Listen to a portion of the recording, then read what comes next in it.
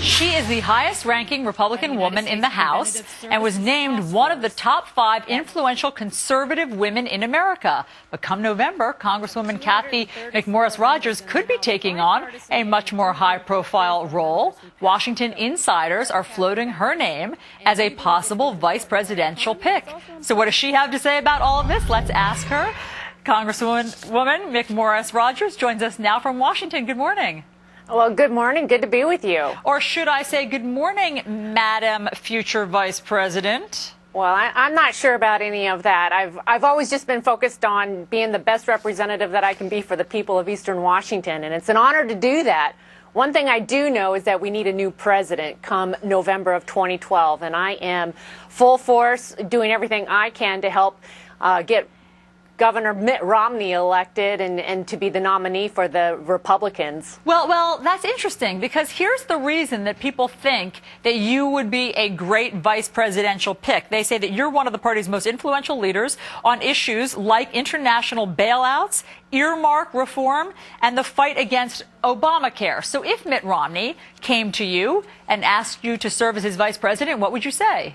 It's way too early for all of that. We are, and I am focused on just helping Mitt Romney win the primaries. I'm co-chairing or chairing his campaign in Washington State. We have our caucuses coming up next week, and I am doing everything I can to make sure we get a new president, because I believe that this is the most important election of our lifetime. And the current direction is not acceptable. So across the board, I believe that a Republican nominee will do a much better job. One of the issues of this election looks like it's going to be gas prices. Obviously, out on the West Coast, they are at some of the highest levels in the country, nearing $5 a gallon, if you can believe that. The president says that all that Republicans want to do is drill, drill, drill. What's your response? It's the Republicans that have been advocating an all-of-the-above approach for several years now. And I find it interesting, the president is saying that he supports an all-of-the-above approach, actually taking credit for a record amount of oil exploration and development here in America. The detail, though, is that it's been on private land and state lands, not on federal lands, and yet he's wanting to take credit for that. What we need is to start saying yes to American energy across the board, whether it's oil, natural gas, wind, solar, hydropower, nuclear. We need more American energy, and that would just be so great in bringing down gas prices. It would be great for economic development, and it would also reduce our dependence on oil from these Middle Eastern. But to quote another famous Northwestern woman, do you agree with the adage, drill, baby, drill?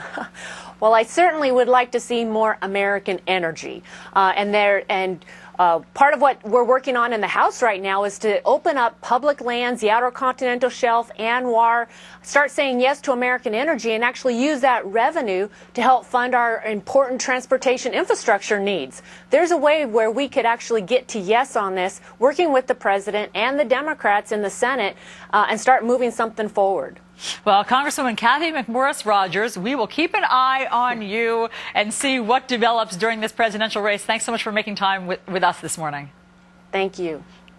All right, meanwhile, we're also keeping a close eye on the tense situation this morning in Afghanistan.